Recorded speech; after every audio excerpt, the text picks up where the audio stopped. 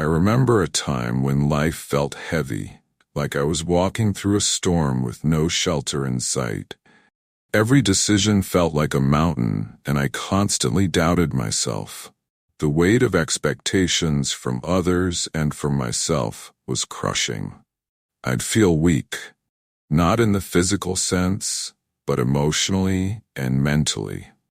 I would avoid hard conversations, shy away from taking risks, and constantly feel anxious about my future. But something needs to change. I couldn't live my life this way. That's when I stumbled upon Stoic philosophy. At first, I thought it was just another set of old, rigid ideas that wouldn't apply to my situation. But I was wrong. Dead wrong. Stoicism wasn't about being cold or emotionless, as I had assumed. It was about building mental strength, learning how to face life with resilience, and most importantly, stopping the feeling of weakness that I was drowning in. I'm going to share my personal journey with you and how Stoicism helped me stop being weak. It all started a few years ago when I hit a rough patch. I was going through a major personal setback. One of those moments where it felt like everything was falling apart. My career wasn't moving forward, my relationships were rocky, and I felt like I was failing at life. I kept telling myself I wasn't strong enough to handle it all. There were nights I would lie awake, going over everything that had gone wrong and wondering why I wasn't able to cope better. This is when I first encountered Marcus Aurelius's Meditations. I was flipping through random quotes online when one struck me like a bolt of lightning. You have power over your mind, not outside events. Realize this, and you will find strength. I couldn't stop thinking about that. Was it possible that I was letting my mind be controlled by everything outside of me? Was I blaming circumstances for my lack of strength instead of taking control over my thoughts? As I dove deeper into Stoicism, I learned that one of its core ideas is understanding what is within our control and what is not. The Stoics emphasized that the only thing we truly control is how we respond to events, not the events themselves. At first, I thought, that sounds great in theory, but how does it work in real life? Let me share a story. A few years ago, I had a business opportunity that didn't pan out the way I expected. I poured months of hard work into this project, expecting it to be a big success. But when it flopped, I was crushed. I felt weak and defeated. I blamed myself, the market, my partners, anything I could point a finger at. But the truth is, I was wasting energy focusing on things that were out of my control. What I learned from Stoicism was to stop fixating on the failure itself. Instead, I asked myself, what could I control here? I could control my reaction. I could learn from my mistakes, adjust my approach, and move forward. Once I shifted my mindset, the failure no longer had the same power over me. It wasn't something to fear or avoid. It was a learning experience. One of the major weaknesses I had in life was constantly seeking approval from others. Whether it was in my career or personal relationships, I would bend over backward to make sure people liked me or thought highly of me. This made me feel weak because I was always at the mercy of someone else's opinion. I remember one time when I accepted a job offer purely because it sounded impressive to other people. Deep down, I knew it wasn't the right fit for me. But I was too concerned with how it would look on my resume and what people would think. Seneca, another Stoic philosopher, said, If you live according to the opinion of others, you are not really living. That hit home for me.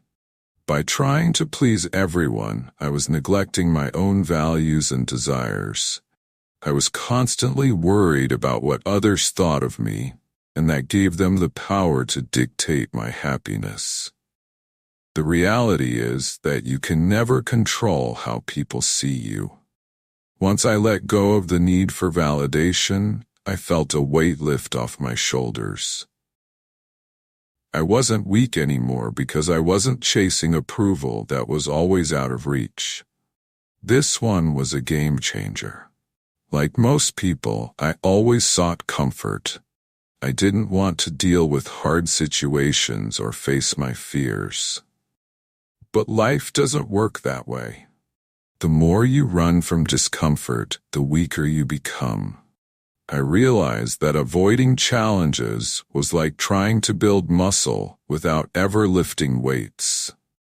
You need resistance to grow stronger. One of the most impactful teachings of Epictetus was this: difficulties are what show men what they are. This led me to stop running from discomfort. I'll give you an example. At one point, I was terrified of public speaking. It would make my palms sweat, my voice tremble, and I would avoid it at all costs. But as I started speaking publicly more often, and trust me, it wasn't easy, I realized that the more I embraced that discomfort, the stronger I became. Over time, the fear lost its grip on me. I realized that facing discomfort head-on builds resilience. I can't tell you how much this lesson applies to everything in life. Whether it's a difficult conversation, a challenging job, or pushing through a tough workout, embracing discomfort is where real strength comes from. One of the habits that made me feel weak in the past was procrastination. I would put things off, telling myself that I could always do them later. The problem was that later never came, and it left me feeling like I wasn't in control of my own life. In his writings, Marcus Aurelius constantly talks about the importance of self-discipline. He said, "Waste no more time arguing about what a good man should be. Be one." For me, this meant that instead of just thinking about how I wanted to improve or what I should do, I needed to actually do it. No more excuses, no more waiting for the perfect time to start. I applied this in small ways at first. For example, I committed to a daily routine where I would wake up early, meditate on my goals for the day, and focus on what I could control. Slowly, I built self-discipline, and with that came a sense of inner strength. When you consistently do what's right, even when it's hard or inconvenient, you begin to feel empowered. You no longer feel weak because you know you are capable of staying true to your commitments. There's a powerful concept in Stoicism known as building your inner fortress. This is the idea that your mind should be like a stronghold, unshaken by external events. Imagine that your mind is a castle, and no matter what storms rage outside, your fortress stands strong. One of the moments this really hit home for me was when I went through a tough personal relationship. I was heartbroken and felt like I had lost myself in the process. I was so attached to that relationship that when it ended, I felt like my world had crumbled. But Stoicism taught me to build inner resilience. As Marcus Aurelius said, the happiness of your life depends upon the quality of your thoughts. I realized that I had been letting my happiness depend entirely on external circumstances, and that made me weak. So I started focusing on strengthening my inner world. I developed habits like journaling, practicing gratitude, and reflecting on my values. The more I worked on my inner self, the less I felt affected by external events. It didn't happen overnight, but with time, I felt more grounded, more in control, and far from weak. Through these lessons from Stoic philosophy, I've learned that strength isn't something you are born with. It's something you build through choices and habits. You stop being weak the moment you realize that weakness is not your fate. It's something you can overcome by taking control of your mind, facing discomfort, practicing self-discipline, and focusing on what you can control. There will always be challenges in life.